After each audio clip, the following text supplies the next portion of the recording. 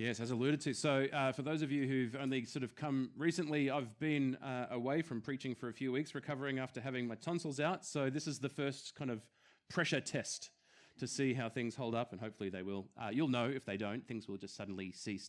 There'll be a quick wrap-up and application that seems to be coming surprisingly early.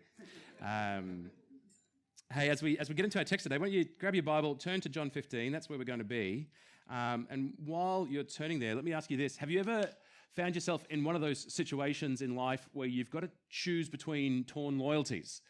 Maybe one of the simplest illustrations I can think of is I used to play a little bit of club league when I was a kid, and every now and then you would rock up for the game on game day, and it would turn out, because we're in the juniors, that the other team didn't have enough players to get on the field that day, and so of course then someone would be asked to change jerseys for the day and play on the other team, which is another way of saying we would like you to have every single one of your mates gang up on you for a Sunday. That's kind of how that worked. It was never a pleasant experience. Sometimes in life, isn't it true that you just find yourself in a place where whilst it's sort of never polite to make a list of who's more important to you, so you're forced to choose by circumstances beyond your control. Well, Jesus, in our passage today, he's going to bring our attention to this kind of contest of affiliation that exists in life in the most important of ways. So in John 15, if you're just picking up the story now, we are in what is called the upper room discourse. It's Jesus' last meal with his closest disciples on the night which he was arrested and taken away to be crucified, which means that we have there's several chapters of John where we have Jesus at his most urgent, at his most clear about the things that are important in life. He's preparing his disciples to do the life of faith without his physical presence with them, or in other words, he's preparing them to live the life of faith in the same way that we do. He's preparing them for what the rest of the Christian life will look like until he returns. We're going to do this thing by faith and with the indwelling presence of his Spirit, but without his physical presence with us. And so in this upper room discourse, Jesus covers a range of topics, and the theme for the last little while has revolved around the bearing of spiritual fruit. To put it simply, Jesus absolutely expects that the lives of his disciples will bear the spiritual fruit of faith. The idea of a person who says, I'm a Christian, and then goes on to live an unchanged life, exactly like the unbelieving world around them, that's completely unthinkable to Jesus. That's not the kind of religion that Jesus has come to establish. Of particular concern to him is that we would bear this fruit, and fruit of a particular kind. The kind of fruit that Jesus has in mind here is the kind of fruit which is impossible to produce through human effort. We cannot live a life pleasing to God all on our own, any more than a broken branch separated from the vine will continue to produce fruit. Rather, says Jesus, we need to remain in him in order to see this. This kind of fruit, it's got two clear aspects to it. The first is the fruit looks like Jesus. That's the kind of fruit we're talking about. It looks like Jesus because it comes from him. Faith is going to lead us to increasingly resemble him in his character and in his goals in life. And then secondly, this fruit is the kind of fruit which lasts, which endures, which continues. It's not a temporary fruit that he has in mind. It's fruit which is of eternal significance. When you mow your lawn, as I just discovered last week, it just grows back and it's like you never did it, right? That's not the sort of fruit we're talking about. This fruit that Jesus wants his disciples to bear is going to last through a whole lifetime and then into the next life as well. It's fruit which endures. It's loving God. It's loving your neighbour as yourself. It's being a joyful worshipper. It's making disciples and seeing them pass from death to life. It's the most important stuff in God's kingdom. And this is the kind of fruit that Jesus expects, promises, that his disciples' lives will bear. Now, that shouldn't be a stressful thing to you, as important as this bearing of fruit is. Sometimes we can hear that and we can think, well, that sounds like something I can't do. You're right, you can't. That's not something that you can do on your own. But Whilst it is true you can't produce that fruit on your own, it is possible for you to produce it. That's the whole reason why Jesus has been talking to us. Its origin, its source, it's the production factory that creates this fruit in our lives comes from our remaining in Jesus. He's just even gone to remind us that he himself is working in all of his sovereign, electing, gracious, divine might to make sure that his people produce this fruit. He chose us that we would produce fruit and that our fruit would last, we heard last week. See, apart from him, we can do nothing, but with him, it is impossible that that kind of fruit would be absent. Now, the reason why we want to have all of that fresh in our minds is we've got this picture of the kind of life Jesus wants his disciples to live. And then when we read the next part of the passage, all of this is very relevant because it turns out that we're going to come across a difficulty which is coming our way. It's coming your way and mine in this life in regards to this producing of fruit. And the hope is, the intent is, that when we encounter this difficulty, it would not cause us to cease producing. The theme shifts pretty drastically here from the fruit itself to Jesus talking about the kinds of persecution that his people should expect to experience in this world. He goes on to tell them in a passage just beyond what we'll be reading today that the reason why he's giving us this warning, for example, in John 16:1, he says, I have said all these things to you to keep you from falling away. And again in verse 4, he says, I've said these things to you that when their hour comes, you may remember that I told them to you. So Jesus is going to warn us about some of the difficulties we will face in the Christian life, and he's going to warn us in order to prepare us to accept this as a normal part of what a healthy Christian faith looks like. He's trying to prevent us from becoming needlessly discouraged when you stumble into that day, and he's trying to equip us to persevere when that trial comes. And so to pick up that thread, we'll pick up from verse 18, which is another one of those verses that I have never seen on a Christian coffee mug. John 15:18. If the world hates you, know that it has hated me before it hated you. If you were of the world would love you as its own, but because you are not of the world, but I chose you out of the world, therefore the world hates you. Remember the word that I said to you. A servant is not greater than his master. If they persecuted me, they will also persecute you. If they kept my word, they will also keep yours. But all these things they will do to you on account of my name, because they do not know him who sent me. Right, here's the warning. Now, sitting behind this entire passage is a concept which it's worth unpacking and making explicit, which is the concept of what Jesus calls the world. We see it right there at the very beginning, verse 18. If the world hates you, who is the world in Jesus' thinking? What he's talking here about is the implications of the fall. You see, the Bible teaches us that God is the creator who made all things, that when he made them good and pleasing to himself. The world functioned in step with the character of our creator, and that in this creating effort, that God made people uniquely as his image bearers, as the crowning achievement of all that he has made. But unfortunately, we people rebelled against our God, broke his law, and that when we did that, we received a corrupted, sinful nature, and the rest of creation was put under a curse. Which means, unfortunately, that people have become the enemies of God. There is something in our very nature which is hostile to him and will remain so unless we can be rescued. We don't have to teach people to be sinners. We figure that out all on our own. But becoming obedient to God takes a great deal of doing. Jesus came into this world in his own view of his role in history to establish God's kingdom and to reconcile fallen people to their God. Which means that when a person comes to faith in Jesus, they aren't just accepting a philosophy or a new kind of way of living, but rather, says Jesus, they're born again to a new life.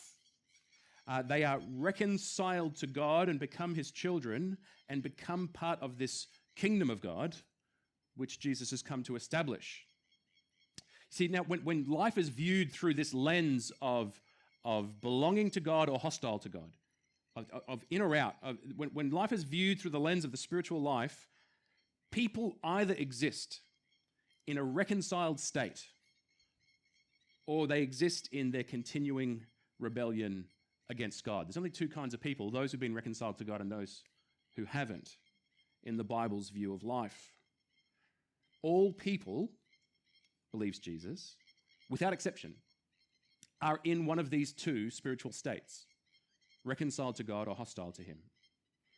And so when Jesus talks about the world here, he means the unbelieving world. And therefore, the phrase the world carries with it the implication that they are still in the lost spiritual state of rebellion against God, the thing which defines their life, defines the culture, defines so we can talk about it like it's the world. It's everything which is outside of God's kingdom. Now, when you start to think of life in these terms, there's a lot of things about what the Bible says that start to click. For example, there is no neutral place which exists in regards to the things of God. There is God's kingdom, and then there is rebellion against his kingdom, and things are in one of those two categories at all times. There is reconciliation with God, and there is enmity with God. Perhaps with the strange short-term exception of those who are in the process of making the change from one to the other, this passage isn't really talking about them. This is different to how we tend to view life here at this time.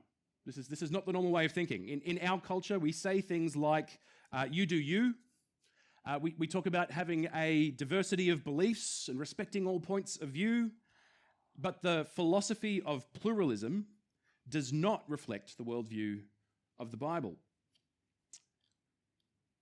In the Bible, there is a kingdom of light and a kingdom of darkness, and people belong to one or the other. This all carries with it the implication that the unbelieving world will at times have a hostile reaction to the things of God. Now, the best illustration, the best example we have of this principle playing out comes from the life of Jesus himself, doesn't it? That's the rest of what he went on to say in verse 18. He says, if the world hates you, know that it has hated me first, before it hated you. Jesus himself was opposed by and persecuted in this fallen world.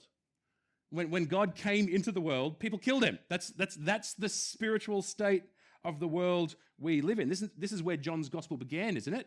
There's not a slide for this one, but in John chapter 1, in describing the whole life of Jesus, the Apostle John had this to say about him. He said, he was in the world, and the world was made through him, yet the world did not know him. He came to his own, and his own people did not receive him. We know that ultimately means the crucifixion. Now, ask yourself this question. Why did they hate him? What is it about Jesus that caused him to be on the receiving end of hostility? What did he do or say to get people so riled up? He was literally perfect.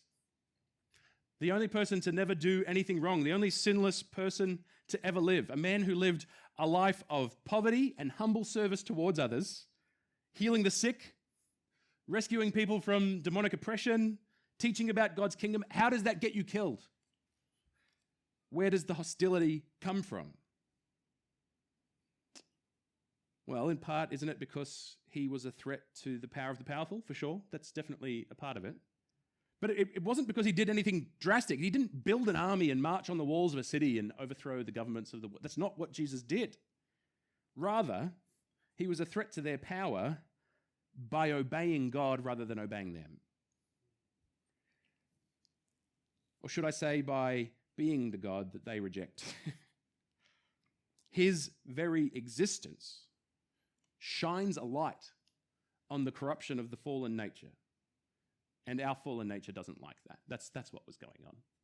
It prefers to hide or to justify itself. But when he comes near, that becomes very difficult to do because there's a direct comparison, a direct contrast between him and us. And without fail, when you compare yourselves to Jesus, he wins, right? In other words, if the world hates you for your faith, says Jesus, what it actually hates is him. If we have come to belong to him and he lives in us, and all of the other things that the Bible says about the Christian life are true, if we are his ambassadors, if we carry with us into all of life the aroma of Christ, then we should expect that we will get the same reaction from the world that Jesus himself did.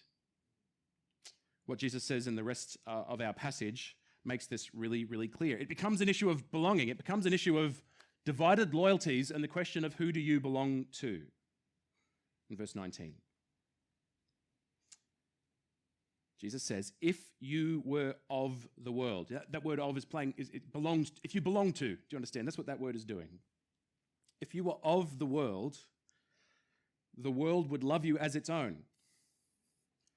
But because you are not of the world, he's speaking to Christians, but I chose you out of the world. Therefore, the world hates you. Remember the word that I said to you? A servant is not greater than his master. If they persecuted me, they will also persecute you. If they kept my word, they will also keep yours. But all these things they will do to you on account of my name, because they do not know him who sent me. Now, he doesn't sort of dwell on it here, but when Jesus says on account of my name, he's referring to the beautiful reality that Jesus places his name, that he stakes his reputation in this world, that he has caused his spirit to live within all those who come to belong to him in faith, that he chooses to be associated with us in public, to own us before the assembly, that he has placed his name on us. But, says Jesus, bearing his name will cause a reaction from the unbelieving world. Those who enter his kingdom, says Jesus, cease to belong here. This becomes not our home. And as a consequence of that, because we belong to another kingdom, in all of the same ways that Jesus was received, we will experience the same thing. Here again, Jesus reminds us that he chose us. Last week, he chose us to bear fruit. That's what we heard. This says he chose us out of the world. Out of the world. If we are Christians, we now belong to another world. That's what he's saying. This is not our home. Rather, we are aliens and travelers, sojourners, in a place where we are only passing through. And this is the thing which causes us to experience hostility from the unbelieving world. Now, there's a helpful balancing statement here from Jesus. Jesus says, if they accepted me, they will accept you. There's going to be more than one response that we'll encounter as we go through life. There were people who responded positively to Jesus. We will see that happen too. God is still in the process of calling people out of the world and to himself. We're going to watch that happen in real time as we bear his name into life. But that's easy to deal with. Here Jesus is warning us that there will be at times a clear rejection, which comes from others towards us because we are his. Do you understand this dynamic that Jesus is preparing his disciples for is not really about anything that we do. Look, one of the things our faith calls us to do is to reflect on ourselves, isn't it? and our conduct and to be willing to admit that we have flaws. We're not above that as Christians. Sometimes when someone gets angry or upset with us, it should cross our minds that maybe this is happening because of something I said or did. That's part of a healthy Christian life. However, it does not automatically mean that. People can and will become upset with you when you have done nothing wrong. This is what Jesus is talking about here in this passage. And the proof of that is Jesus himself. The perfect, innocent Son of God was crucified in front of a jeering crowd because the world we live in is fallen and is hostile to God. And so those of us who have come to belong to God through faith in Jesus, isn't it obvious that we will at times share in the same rejection and hostility that he experienced?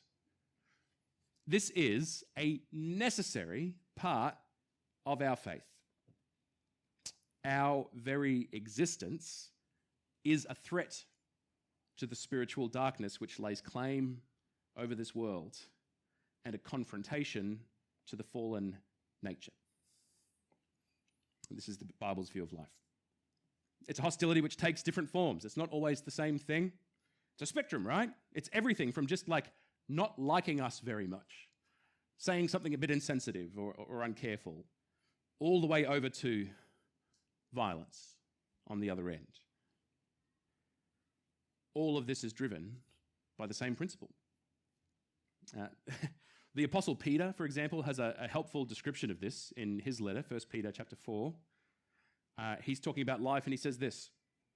He says, "The time that is past suffices for doing what the Gentiles want to do." Gentiles means the unbelieving nations. It means something very similar to the world. Living in sensuality and passions and drunkenness and orgies and drinking parties and lawless idolatry. With respect to this, they are surprised when you do not join them in the same flood of debauchery and they malign you. Have you ever experienced that? Sometimes people get offended simply because you won't join them in doing something which is wrong. Right? You're with friends, people starting to gossip, you decline to participate. I don't want to spread rumors about people, not my jam. And somebody gets their hair in a knot because you won't participate. There's a social gathering after work, but after an hour or so, the people start to hit it pretty hard, and so you excuse, it's time for me to go home. I'm not going to be a part of this party anymore. No thanks, that's not for me. And someone gets offended. What can you say when that happens? You're in trouble for not doing something.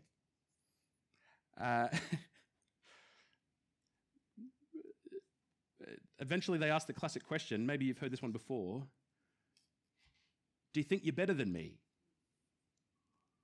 No, I think Jesus is better than you. I want his approval more than I want yours. But it causes offense, but not because you've done something wrong. Like on that day, what have you done to offend? What wrong have you committed? You didn't join them in something, and that was enough.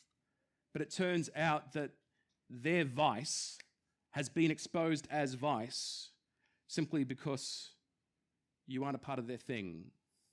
And that shines the light of Christ on what they're doing in a way that they don't want done. Now, Jesus is saying all of this to prepare us for a thing. In becoming a Christian, if you choose to become a Christian, you are choosing to accept a kind of estrangement from this fallen world. If you are a Christian, you are not free to fit in here and enjoy the world's acceptance at all times anymore. The Bible contains actually some pretty strong warnings to us to be wary of what it calls, for example, the love of the world. Now, when I say the love of the world, I don't mean like loving the world like in John 3:16. That's a good thing. God himself does that, right? God loved the world by sending his only son. That's the good love for the world. No, what it warns us against is being in love with the world and its approval and its acceptance. We are not to love the world in that way anymore. To do so is spiritually perilous. I'll show you some examples of the warning so that you know I'm not making it up. So same author, John, who wrote John's Gospel, also wrote another letter called 1 John. In chapter 2, verse 15, he says it bluntly, "Do not love the world or the things in the world. If anyone loves the world, the love of the Father is not in him." Can you see how black and white this is? This is two kingdoms, not just a spectrum of grey. James, in his letter, chapter 4, verse 4, says this. He's getting a bit intense at the time. He says, "You adulterous people," he's speaking to Christians, "do you not know that friendship with the world is enmity with God? Therefore, whoever wishes to be a friend of the world makes himself an enemy of God." What's he saying there? That we never can make friends here? No.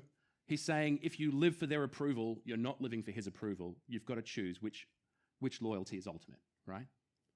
And if pleasing this fallen world is your highest goal, you can only gain their approval by disobeying Christ. Jesus, in the parable of the soils, he's giving an illustration about how different people will respond in different ways to the same gospel. He says that those who fall away can do so because of the love of the world. So in explaining the parable in Matthew 13, verses 20 to 22, he says this, "As for what was sown on the rocky ground," says Jesus, "this is the one who hears the word and immediately receives it with joy. Yet he has no root in himself, but endures for a while. And when tribulation or persecution arises on account of the word," that's God's word, "immediately he falls away. Or as for what is sown among the thorns, this is the one who hears the word, but the cares of the world and the deceitfulness of riches choke the word, and it proves unfruitful." That's what James is talking about, isn't it? What about this one, which describes biographically how this principle caused one of Paul's former ministry workers to give up and to go a different direction. In 2 Timothy chapter 4, verse 10, Paul speaks of Demas, a man who's previously in lists of faithful gospel workers alongside Paul in the book of Acts and the writings of Luke. Paul tells us that Demas, in love with this present world, has deserted me and gone to Thessalonica. Another theme that's similar to the love of the world is the theme of the fear of man. It's illustrating something very similar, isn't it? The fear of man, which means the fear of losing their approval, is a thing which can keep us away from God. Paul felt that tension when he was speaking to the church in Galatia. In Galatians chapter 1, verse 10, he says, "Am I now seeking the approval of man or of God?" It's one or the other. Can you feel this? Which one am I doing? Am I trying to please man? If I were still trying to please man, I would not be a servant of Christ. Or Jesus himself, earlier in this gospel, John chapter 12, verses 42 and 43. Sorry, it's John commenting on the life of Jesus. Describes why some people kept their distance from Christ even though they liked what he had to say. He says, "Nevertheless, many, even of the authorities, believed in him, but for fear of the Pharisees, they did not confess it, so that they would not be put out of the synagogue, for they loved the glory that comes from man more than the glory that comes from God." You see, all of this is to say that Jesus has a reason for raising this issue with his disciples just after telling them about how he wants them to bear fruit. He wants them to abide in him, to continue in him, to remain in him, to stay in him, and to bear the fruit of faith. And he does not want to see them fall away, give up, or blend in. Here is a call from Jesus to abide in him rather than in the fallen world. Now, all of this remains as relevant as ever, doesn't it? In some places in the world, if I was to open this part of the Bible, the people listening would have no doubts about the costs of following Jesus. I mean, if we were in Sudan or Somalia or Nigeria, Pakistan, North Korea, those believers know the cost of following Jesus. And things that he says to us here in John 15 would burn with intensity for them.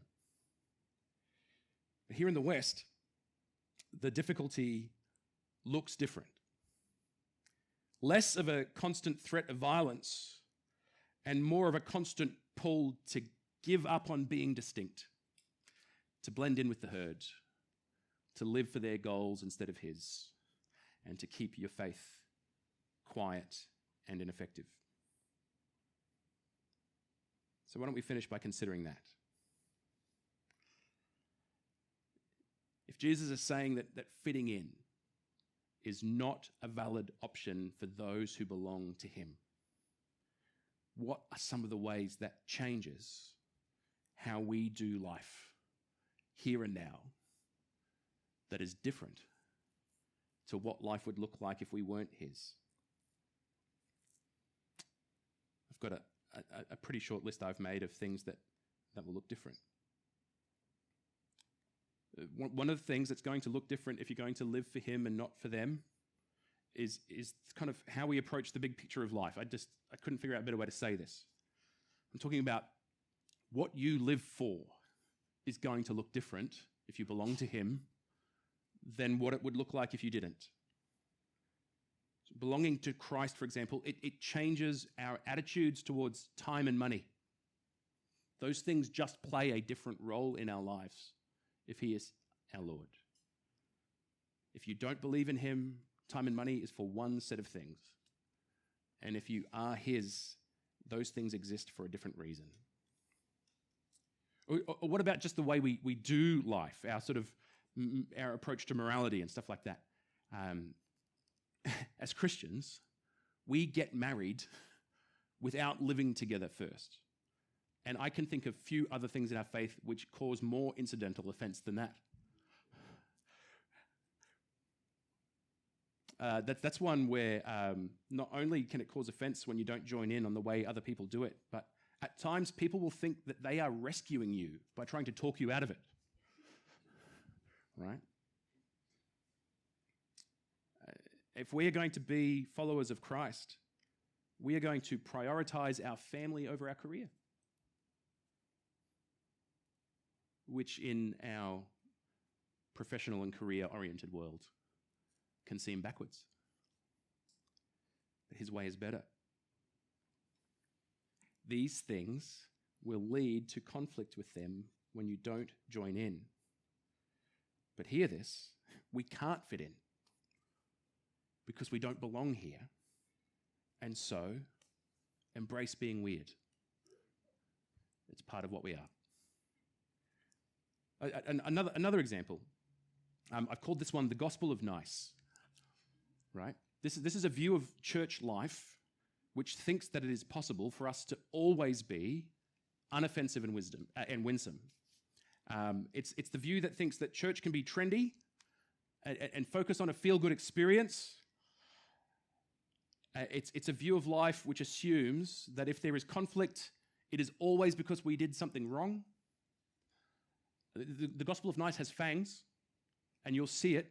The worst version of it is when other Christians are coming under fire from the world for being like Christ and not like the world. This strange thing happens, especially in online spaces, where other professing believers will rush to join in the public condemnation of the person who's on the out. It's the mean girl syndrome of maybe if I can, I'm with you, I'm not one of those Christians. Maybe they'll like me if I can join them in loudly enough condemning my brother or sister. We're not those kinds of Christians. We're more like you. What is that? Isn't it an attempt to maintain the world's approval? The thing is, it won't work. Because you will either become the world or your turn will come to be on the receiving end eventually. We can't fit in because we don't belong here. And so you've got to embrace being weird, which means we stand with those who are being persecuted for their faith. Lastly, another thing in our life that'll look different is that we don't join in their mission. We don't join in their mission. What do I mean by that? There are various causes that people make their lives revolve around. Typically, at the present time, those causes are political or social, right? And in the unbelieving world, those things function as a religion. For an increasing number of people, we have all felt this. There is an increasing number of people whose hope is in this life only, who find their meaning in life by participating in these crusades, I'm going to call them.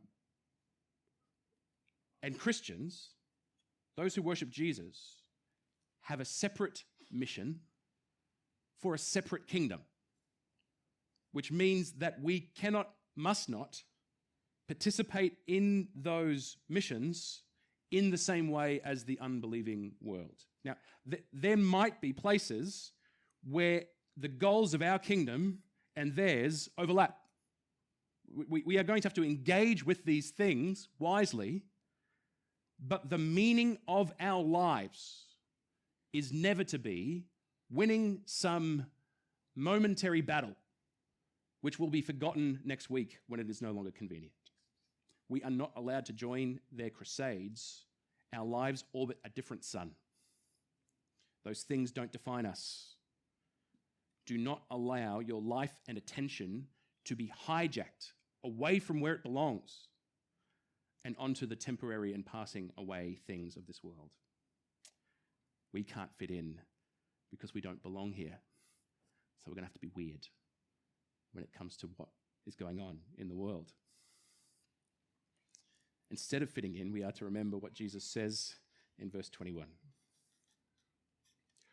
All these things they will do to you on account of my name, because they do not know him who sent me. You see, but we who've met Christ, we do know him. We know what he's like. We know what he loves. We know what he has said life is about. And so we have a decision to make. Are we going to belong here, fit in here, and receive the approval of the unbelieving world?